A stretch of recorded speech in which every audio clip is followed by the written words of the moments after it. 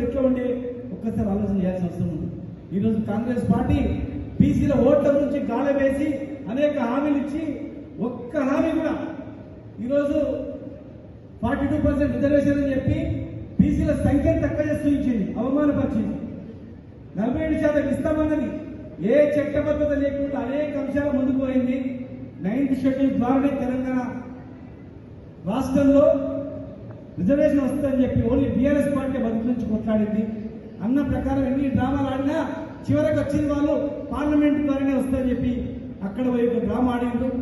ఎవరు అటెండ్ కాలేదు, ముఖ్యులు అటెండ్ కాలేదు, ఆ పార్టీ ముఖ్య నాయకత్వం అటెండ్ కాలేదు. ఇలా రాష్ట్రపతి టైం ఇవ్వలేదు, ప్రధానమంత్రి టైం ఇవ్వలేదు అని చెప్పి ఈ రెండు పార్టీలు కూడా బీసీలకు మోసం చేస్తూ ఈరోజు మేము ఒకటి అడుగుతా ఉన్నాం. నిజంగా మీకు చిత్తశుద్ధి ఉంటే ఈ అంశాన్ని పక్కన పెడదాం.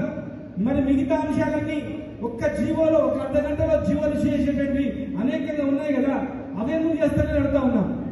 కేవలం 1000 మందికో 2000 మందికో ఉపయోగపడే రిజర్వేషన్ల పైన ఎంతో చూస్తున్నారు.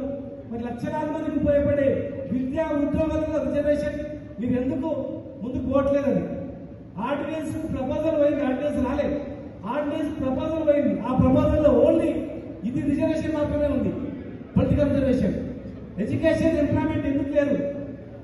మహాత్మా జ్యోతిబా ఫులే పేరు మీద సప్లాన్ అనేది ఎందుకు లేదు? ఇలా బ్రహ్మాండంగా నడిచే ఒక స్కీమ్, గొర్రెల స్కీమ్, కలెక్టర్ ద్వారా నడిచే స్కీమ్ ని వాళ్ళు 3 లక్షలు వేయకుండా ఒక స్టాంప్ పేరు మీద దాన్ని పొందబెట్టాలని చూస్తూ ఉన్నారు. ఒక అవినీతి వచ్చేసి చేపల స్కీమ్ కావచ్చు, 10 లక్షల రూపాయలు ఇన్వెస్ట్ చేస్తారు గీత కార్మికులు చనిపోతే, ఒక్కటి కూడా ఇవ్వలేదు. ఏ ఒక్క బడుగు బలహీన వర్గాలకు ఇవ్వలేదు. ఉన్న 3 మంత్రి పదవిలో ఎంబీసీలకు మంత్రిత్వ శాఖ ఇస్తామన్నారు, అది ఇవ్వలేదు.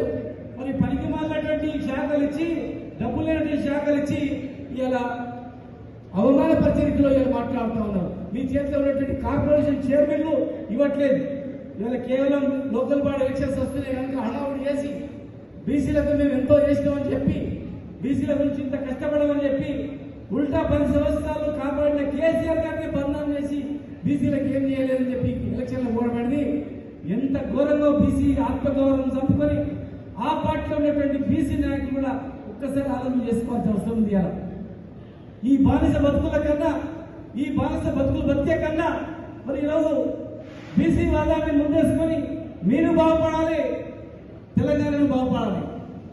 ఈ విధంగా ఉంటే ఈ తెలంగాణలో మరొక ఉద్యమం పుట్టుకొస్తుంది, మరొక ఉద్యమం పుట్టుకు రావద్దు, మళ్ళీ ఎవరు చావద్దు, అందరు బతకాలనే కేసీఆర్ గారి నాయకత్వంలో 10 సంవత్సరాలు అనేక మార్పులు, మండలాలకు బీసీ గురుకులాల నుంచి మొదలుకుంటే అనేక స్కీములు ఇచ్చింది కూడా. అందుకే రాజకీయం కూడా ఎన్నో చేసిండ్రు, చట్టసభల్లో కూడా రిజర్వేషన్ ఇవ్వాలని చెప్పి తీర్మానం కూడా చేసినాం, అనేక ప్రయత్నాలు చేసినాం. ఇంకొక మోసపూరిత మాట మాట్లాడుతూ ఉన్నారు.